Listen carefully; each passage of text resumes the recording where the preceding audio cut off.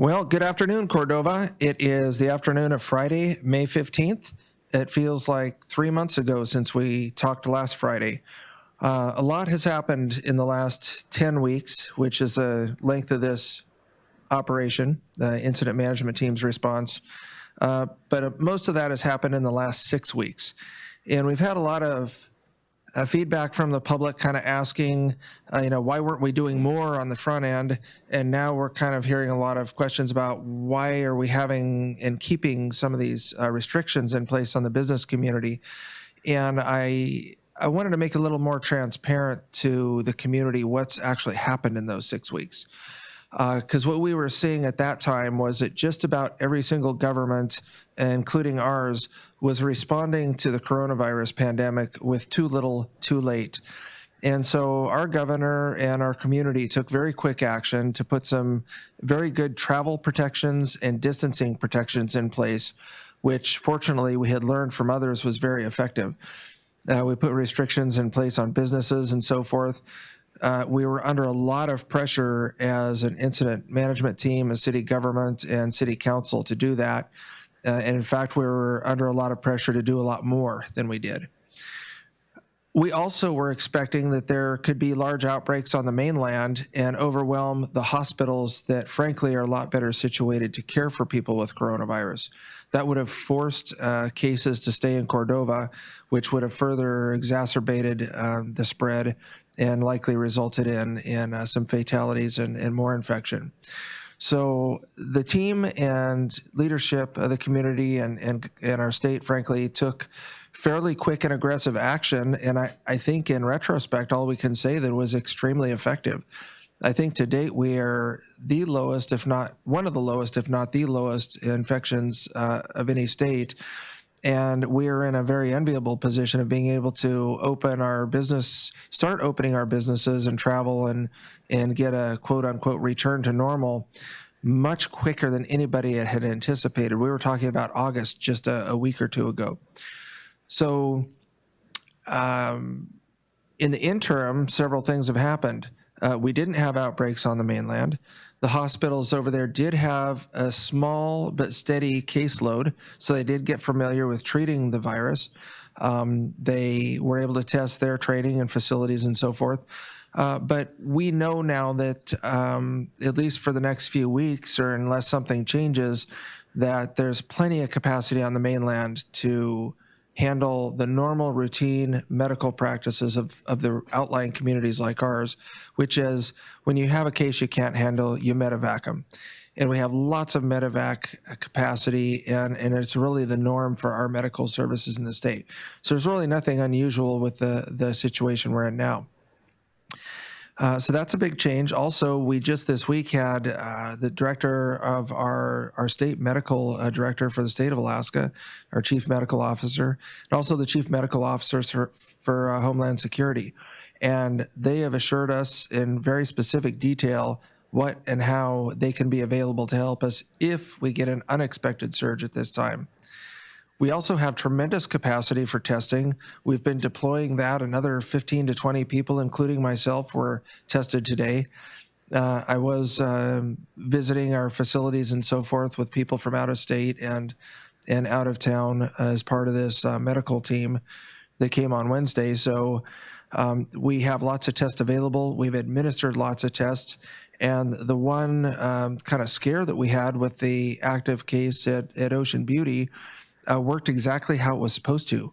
An asymptomatic, all but undetectable case that could have caused spread was caught by the very protocols and planning that we put in place. So we're in a good place now. We're where we plan to be, although we had a lot of frustration and angst getting here. And we're very well positioned to be doing exactly what we're doing, which is trying to support our businesses and put them in a position where they can get back to work and do it safely, and then do what we can to support them. We recognize the challenge this has been.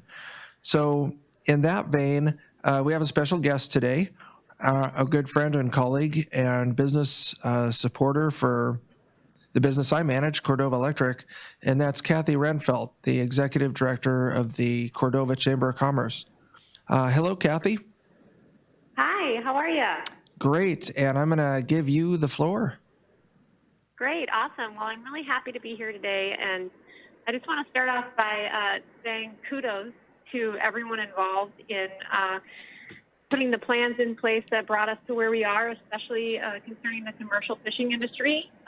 We are all celebrating in our own ways the start of the commercial fishing season. I hope you all have a little bit of king salmon in your fridge like I do, and this is all possible because of the people that work so hard to put those good, strong plans in place from the statewide level to the industry level to the community level. And, that the fact that this industry is operating is very valuable, and it enables our entire community to prosper. So kudos there. And I'm going to be talking today about something exciting that the Chamber is working on, and we're hoping will help the businesses in the community and the whole community. It's called the Come Back Better campaign. And the idea behind that is we put together a toolkit that helps businesses not just come back, but maybe even come back better. It talks about rethinking your business, rebuilding your customer base, reopening safely, and eventually making sure that not only your business, but the whole community can recover. So I'm going to be kind of walking through some of that stuff today, and then I'll end by talking about some of the resources that the Chamber has available, not just to business owners, but to the entire community. So about this campaign, this is available to all businesses. It's not just the Chamber members, and it's free. And the reason that we're doing that is because there is so many benefits to our community having a vibrant and successful small business and large business sector. It is integral to the community continuing in the way that we all know and love. And there are ways where we can put some thought and energy behind our businesses here and find ways to support them in this new normal. So I'm working with businesses. I want to encourage any business that's out there that's feeling discouraged or daunted to contact us at the Chamber. We'll be happy to walk through it, even if it's just talking through some ideas with you. This first part of the campaign, Rethink, is all about kind of talking through some ideas, kind of brainstorming, getting creative. We really want to try to help businesses find resilience through innovation. So this is not business as usual. It's a new normal. And with the COVID-19 coming through, it did, throw a wrench in the plans for a lot of businesses, and it did cause some businesses to have to shut down for a while or have to, change their operations or put new things into place. And it's costing a lot of businesses customers and revenues, but there is help. So one thing that we're helping businesses do is just ask a few questions to try to rethink your business. So in this new normal, this is a question you should always be asking, but in this new normal, you should ask again in a new way, what do my customers need? And then once you've established what they need, then you can kind of talk about how can I accommodate those needs safely. So if you're, a bike shop, your customers need to get their bike fixed. And how can I accommodate that need safely? So, bikes are made of metal. Metal conducts virus. So you need to think about what do I need to do to make sure that they can drop off that bike, I can touch that bike, I can work on that bike, I can return it to them, and all of that is done in a way that's going to be safe as far as virus transmission and social distance. So then you're also going to want to look at, are there new ways that you can be communicating with your customers? There's some businesses out there that are getting really creative, including some in Cordova, who are putting in new services that they haven't had before, where you can call in your order and pick it up curbside or get it delivered or order online or order with an app. And so these are things that you can put in place now that is going to help you get through this COVID crisis. But in the future, it's just going to be a really helpful and interesting and innovative tool that you have now installed that can help your business moving forward into eternity. Then there's also questions about what kind of engineering controls should be put in place to make sure that we operate safely. And when I talk about engineering controls, I'm talking about things that will help you achieve social distance and safety and decrease virus transmission and help your employees and your customers stay safe. So examples would be if you are a business that thinks that maybe it should install a sneeze guard, just like that plastic sheet or piece of plastic that comes down in front of counters. If that would be an engineering control. Or maybe you need to, even something as simple as putting tape down on the floor to mark out 6 feet distance. That falls under that category too. Rearranging your floor plans, maybe making some of your areas one direction, maybe having one entrance be for entering and another be for exiting, just to keep the flow of traffic controlled, so that people don't have to cross paths as they're entering and exiting. And so when you do that, you're going to have to change your signage. You're going to have to put out an educational campaign in some cases. And so these are things that are great to think about right now, so that when you're ready to reopen, you can put those things in place.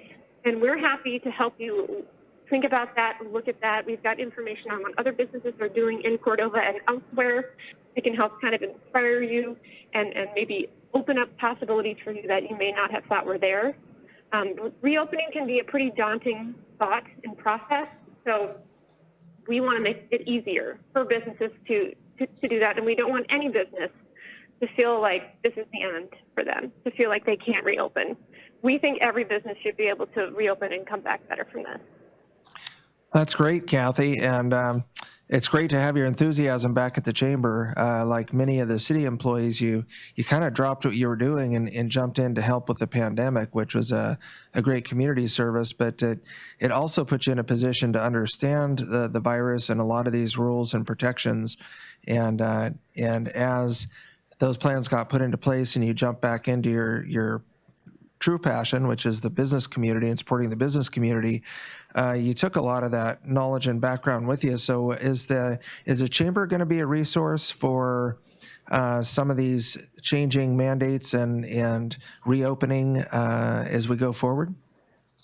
Absolutely. I think, there's all sorts of people pitching in to help this whole community respond to and recover from this crisis. You have the folks that are actively filling roles in the IMT, all the way down to the people, and then you have the partner organizations like the Chamber and, the Family Resource Center, Sound Alternatives, and places like that are, having their kind of special areas of expertise that they can, that they can kind of head up those areas and be the person on the front lines knowing what's the latest and greatest and breaking and minutia of all of those areas. And then you have the folks that are, volunteering and doing the nitty gritty stuff. So I think that we're all kind of playing our parts. And, you, for example, have to fill your brain with so much information about every single part of this response that maybe you don't have time to understand the, tiny little details about what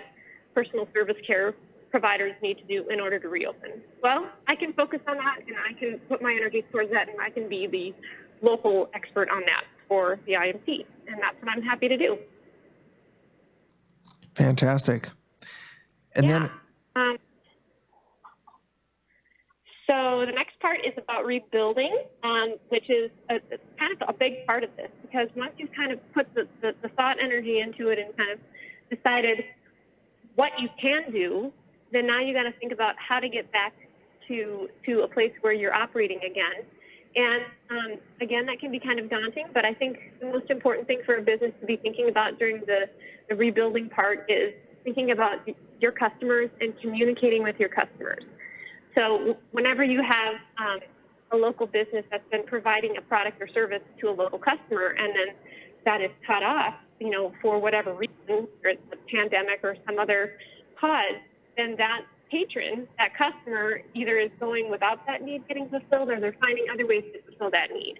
So what we're trying to do is trying to help remind and educate consumers and customers and local citizens about the value of the local businesses that are here to fill those needs. And then the businesses should be thinking about what sets them apart and creates that value for the customer, and then reaching out, reestablishing those relationships, and really communicating that value. And so as these businesses are reaching out and informing their customers customers that are coming back in new ways.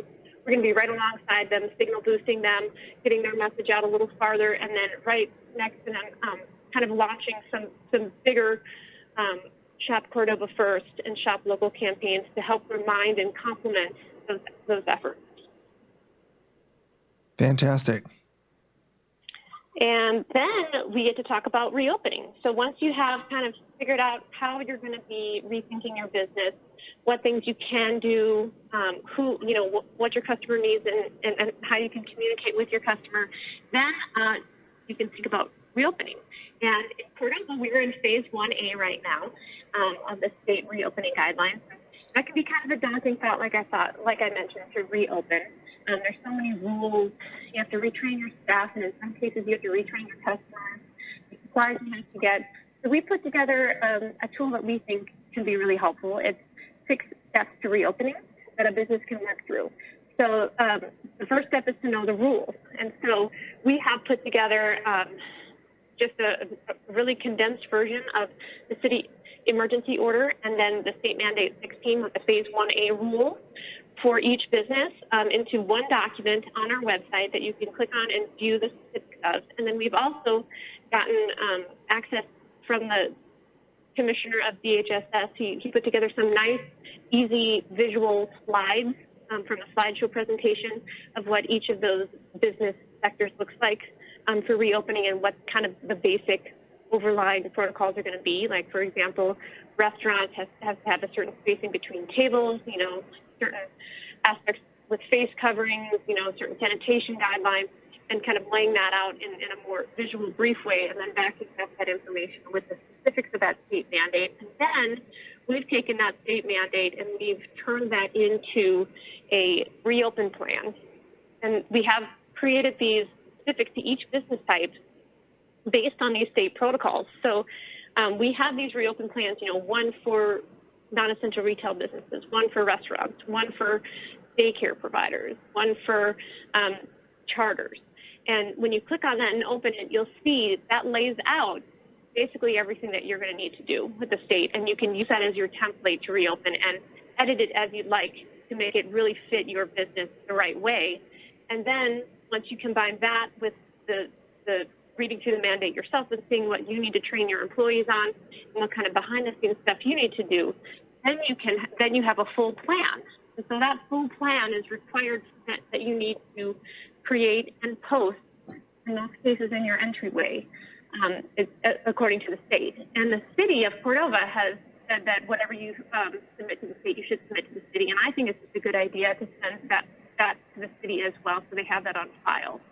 And once you have kind of created and you've submitted that plan, then you should supply and implement that plan. So, minimally, you're going to need some more cleaning supplies. You're probably going to need to train your staff.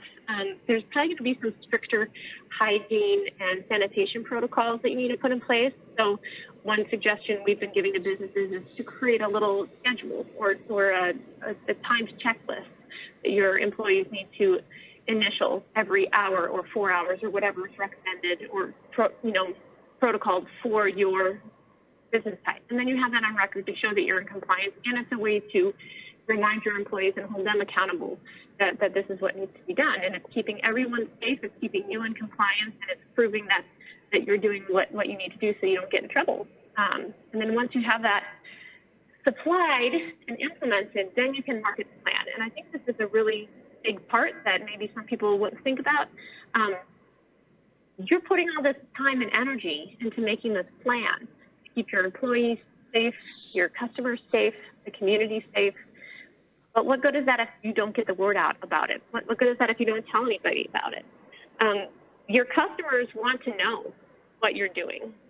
Even as some people in Cordova are anxious for you to reopen your business, to take care of your services, just as many, if not more, people are still cautious and concerned about going out and getting back into these routines and businesses. And so businesses are going to be the most successful when they cater to the more safety-oriented plans that cater to the more cautious people. You're going to be able to serve the most people, and you're going to be proving that you're doing everything that you can to keep things safe. So there's also, with these plans, oftentimes there's information that your customers need to know before they give you their business. If you're, a hairdresser and you need people to know that you are not accepting walk-ins, you're only taking reservations only, then that word needs to get out before people start walking into your establishment. If you're a place that is going to require a face covering, then they need to know that before they come in. And in Cordova, that's pretty much every business. And that's a good thing to remind people of. If you're going to be needing to do any kind of a health screening with your people, your customers before they come in, which is required of some of these businesses, then that's something that your customers need to know as well before they come in. So it's really important to communicate your plan through every medium possible. And we are so happy to help get that message out for you, because you have your reach, we have our reach. We should put that together and reach as many people as possible. We recommend that businesses put that on their website. They're supposed to be posting it in their entryway usually, or having a hard copy on site somewhere. Put it on their social media. If they have an email list, they can send it out to that. And then we'll be offering a place on our website where we can kind of hold those plans for people and get the word out on that. And then lastly in this process, we encourage businesses to respect the process. The process of reopening the community, as you talked about, is constantly changing. And our leaders are adjusting to those changes, and they're evaluating the current environment, and they're going to make decisions nimbly based on what's happening. And as you mentioned, the decisions that you guys make when you're talking about reopening or what phase we're in, or if we're in yellow light, or where we are, has so many factors. It has to do with, how many beds are available in Cordova, how many beds are available in Anchorage, how many tests we have available, what supplies we have on the way, what's happening, nationwide, what's happening with air travel. There's so much more than just, positive test numbers that factor in there. And so the businesses that are the most nimble and the most cooperative and the fastest to adhere to new rules and guidelines, and the best at communicating with their customers about that, are going to be the most successful. Well, great. You make a great point, Kathy, that the experience hasn't changed just for the businesses, but also for the customers. And they're looking at shopping and business through a different lens, and something important for businesses to recognize, and that the Chamber can help with as a resource. Yeah. And another thing we can do to try to help get that word out is we're doing something called ribbon tying, which you may have heard of a ribbon cutting, which is what chambers of commerce usually do when businesses have a grand opening or open a new location. We come and put a ribbon across it, and then we have a giant pair of comically large scissors that we use to cut that ribbon. Well, a lot of these businesses, they've been open, they closed, and now they're reopening. So we're calling it a ribbon tying. We give you two pieces of ribbon, you tie it together, and then take a video of that, and we'll put that together with another video of you cutting it, and it's kind of like a rebirth. And we will couple that with some information about your safety and mitigation measures that you're putting in place, and those that you expect of your customers and that you need your customers to know. So it's kind of a fun way for your business to get out there and get that information out in a real visual way to a larger audience. And that's a free service that we're doing. We just made one for the Chamber as we reopened our office to appointment traffic. And we posted that video on our Facebook and on our YouTube channel and on our website. So if people want to see what a ribbon tying video looks like, you can take a peek at that. Okay, great. And then the last part of all this is recovery. So this is kind of a larger scale, longer term, kind of future looking aspect of this whole thing. And this is not something that the Chamber can do alone. We are working with local and regional partners to try to put together a comprehensive recovery plan. And one thing that you and I have talked about, Clay, and I think it's important to mention, is that there are opportunities in challenges like this to actually look at opportunities for growth. There is There's funding opportunities that become available in disasters. There's resources that may not have been there before. There's partnerships that may not have been as strong ever as they are right now that can lead us to actually maybe come back better as a community from this.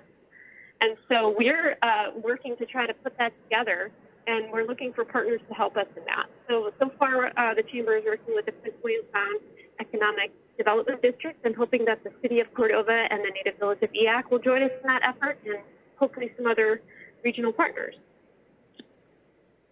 Fantastic. So we talked a little bit about resources the Chamber would have available, but as we move forward, are there going to continue to be coronavirus guidance and support for the business community from the Chamber? Absolutely, and not just to the business community, but to the entire community. Some of our resources are certainly business focused, but some of them are available to everyone, like the COVID biz list.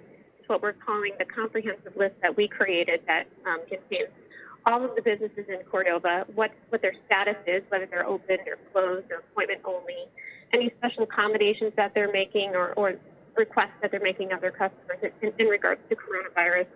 And we created that list and then created and that list is large, and it's in a Google sheet document. It's like in a spreadsheet, so it's not exactly printer friendly. So it's best accessed digitally, but we did create like a quick reference guide that had the businesses that are most likely to be needed by people just coming into town, and printed that off, and that's what's going out with the airport ambassadors and the harbor ambassadors through the IMT. So, and that list is constantly being updated, and as a business, if you make any changes, it's really important that you make sure the Chamber knows so that we can update that information there. And as a community member, we really encourage folks to use that as a resource to figure out what different businesses are doing and to try to give your business to a local Cordova business first before you make that online order. And the way to access that list is bit.ly, so that's bit.ly/COVID bizlist.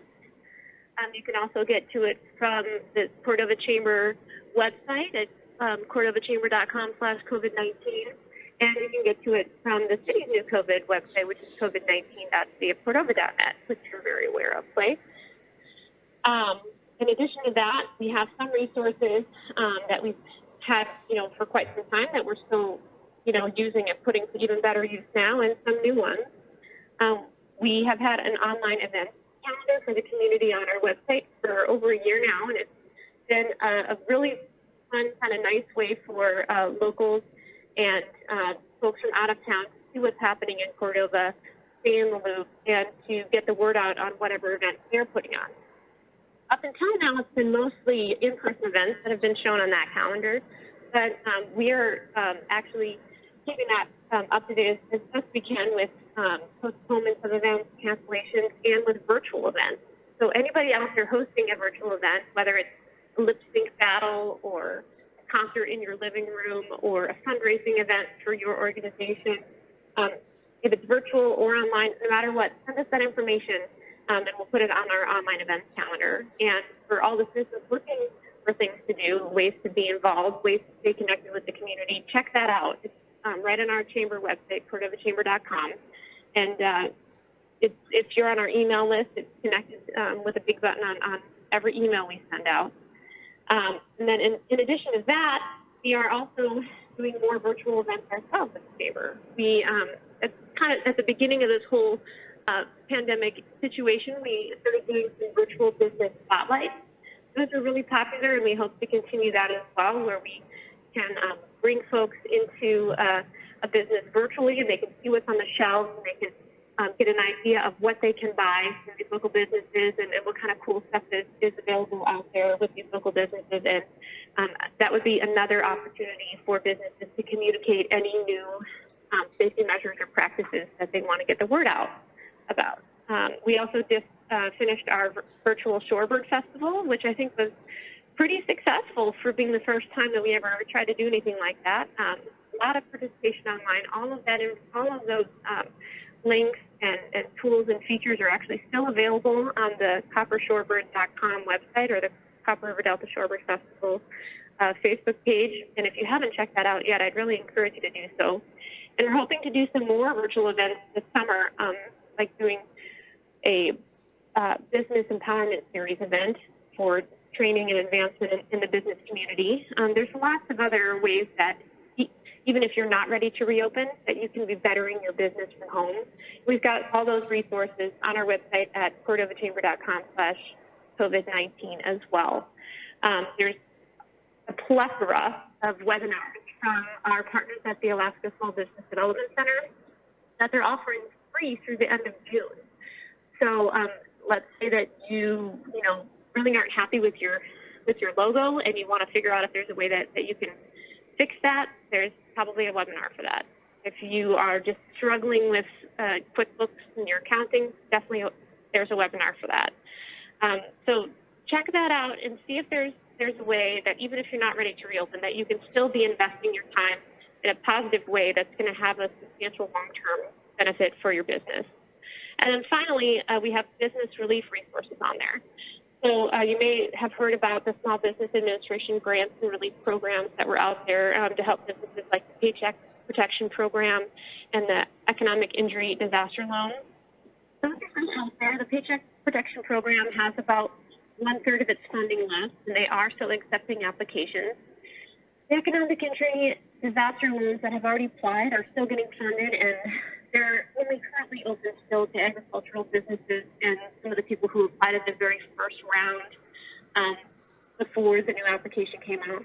But there are some more on the horizon, too, which we'll be excited to include in that list when they become available, specifically through the state of Alaska and the CARES funding distribution that's coming through the state, and through and for the some fishing-related businesses through the United Fishermen of Alaska.